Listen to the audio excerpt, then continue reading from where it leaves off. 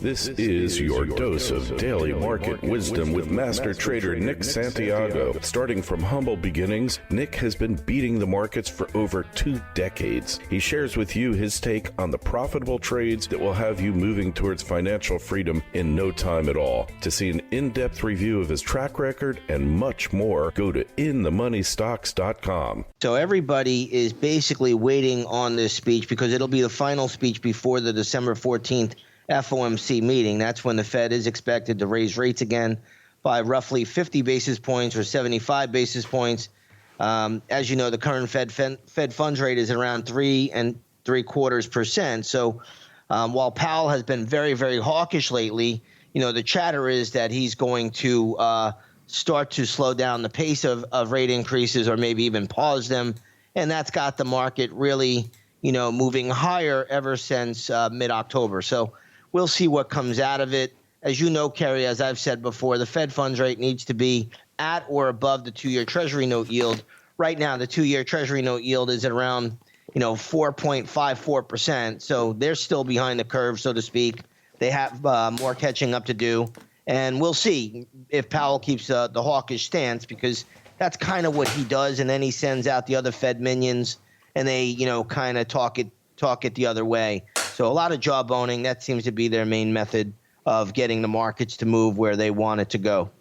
All right. So right now the 2-year note is at 4.54%. That's correct. Yeah. And the Fed funds rate is at 3.75%. So these guys still have, some work to do here. And, the one thing that I guess is a little thorn in their side is that the 2-year note just keeps moving higher. Mm-hmm. So the markets know something that the rest of us don't, huh? The old saying, Kerry, from, my days being in the market, which are quite a while now, the bond market is smarter than the stock market. Mm-hmm. All right. I like that. Hey, so what about energy today? That seems to be moving higher. Yeah, crude oil is on fire today. It was up over 3%, now up about 2.5%, but above $80 a barrel now. So, while everybody's hating crude and, you hear all this chatter about Russian oil price caps being put on by the EU, that has not been finalized. I don't even know how they're going to do that. I don't even know what's wrong with these people. But from my viewpoint, it's difficult to see oil fall much more from here. This is a world that runs on oil. Alternate energy is still not ready for prime time, and I don't know if it'll ever be, honestly. But this is we're seeing a good move in energy, and honestly, I think we'll see more of a move in energy too. I'm really not looking for oil to go down much from here. And nat gas has jumped back up, huh? Yeah, nat gas has had a tremendous run. And it's still, even though it's pulling back a little bit today, it's still above 7 right now. It's trading at around 7.13. So nat gas has been very strong, and it has resistance here on the daily chart. So nat gas will need to consolidate.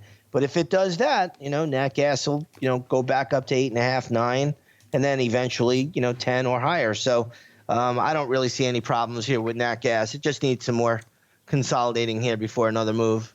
All right. And gold and silver are catching a bid today. Yeah, gold was up a little bit more earlier. Silver is still really strong right now, though. Gold is up about, just a little over 0.1%. So that's hanging in there. But the pattern in gold is good. The pattern looks good, higher. Huh? Yeah.